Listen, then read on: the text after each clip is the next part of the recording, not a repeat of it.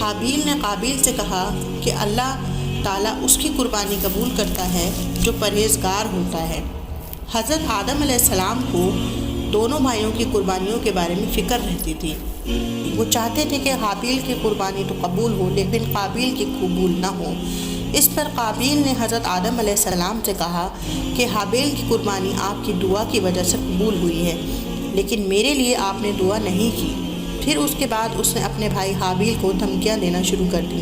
چنانچہ ایک رات دیر ہو گئی لیکن حابیل کھیتوں سے نہ آیا۔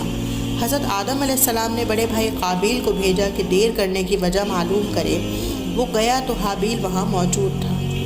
چنانچہ اس سے کہنے لگا تمہاری قربانی تو قبول ہو گئی لیکن میری قبول نہیں ہو سکی، جس پر حابیل نے کہا قبول اسی کی ہوتی ہے جو پرہیزگار ہوتا ہے، جس پر قابیل غصے سے بھر گیا اور لوہے کے کسی ہتھیار سے اسے مارا جس سے وہ قتل ہو گیا۔ وہ ہتھیار اس کے پاس ہی تھا۔ یہ بھی کہتے ہیں کہ اس نے حابیل کو پتھر سے قتل کیا۔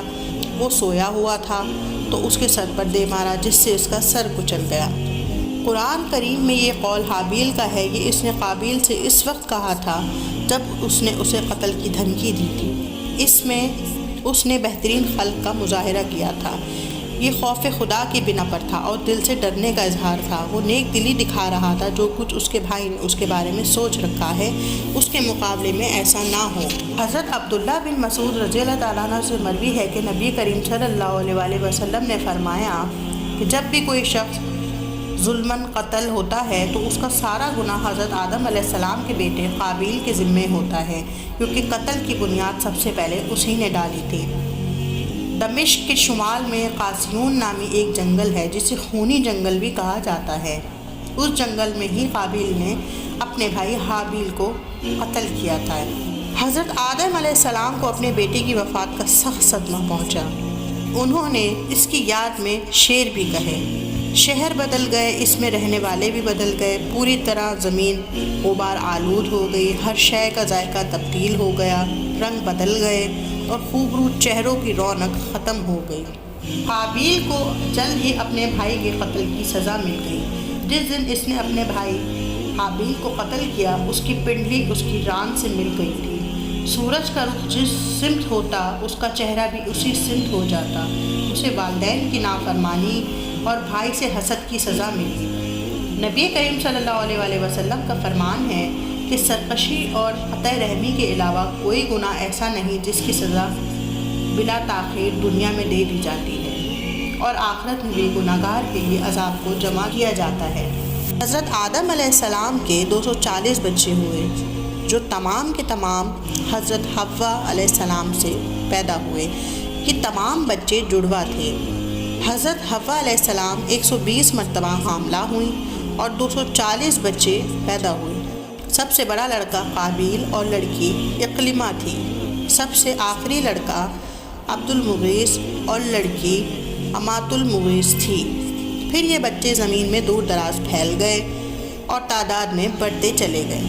قرآن مجید میں ارشاد باری تعالیٰ ہوتا ہے، اے لوگو اپنے رب سے ڈرو جس نے تمہیں ایک جان سے پیدا کیا ہے اور اسی میں سے اس کا جوڑ بنایا ہے، اور ان دونوں میں سے بہت سے مرد اور عورت پیدا کیے۔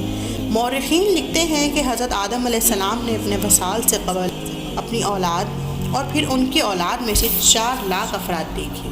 صحیح بخاری و مسلم شریف میں واقعہ معراج میں ہے کہ نبی کریم صلی اللہ علیہ وسلم کا گزر، جب معراج کی رات نبی کریم صلی اللہ علیہ وسلم کی ملاقات پہلے آسمان پر حضرت آدم علیہ السلام سے ہوئی۔ حضرت آدم علیہ السلام نے نبی کریم صلی اللہ علیہ وسلم کے لیے نیک بیٹے اور صالح نبی کے الفاظ استعمال کیے اور خوش آمدید کہا۔ نبی کریم صلی اللہ علیہ وسلم نے فرمایا، حضرت آدم علیہ السلام کی دائیں جانب اور بائیں جانب بے شمار لوگ تھے۔ حضرت آدم علیہ السلام نے جب دائیں جانب دیکھا تو ہنس دیے اور جب بائیں جانب دیکھا تو رو دیے۔ میں نے دریافت کیا کیا یہ کون ہے؟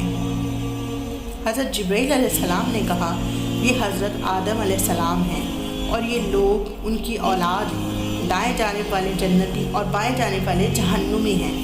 حضرت آدم علیہ السلام کی ذہانت تمام اولاد آدم کی ذہانت کے برابر ہے۔ مفسرین کرام نے نبی کریم صلی اللہ علیہ وسلم کے فرمان کہ جب ان کا گزر حضرت یوسف علیہ السلام کے پاس سے ہوا تو انہوں نے دیکھا حضرت یوسف علیہ السلام کو حسن کا کثیر حصہ ادا کیا گیا ہے کی تفسیر بیان کرتے ہوئے لکھا ہے حضرت یوسف علیہ السلام کا حسن حضرت آدم علیہ السلام کے حسن کے مقابلے میں آدھا تھا۔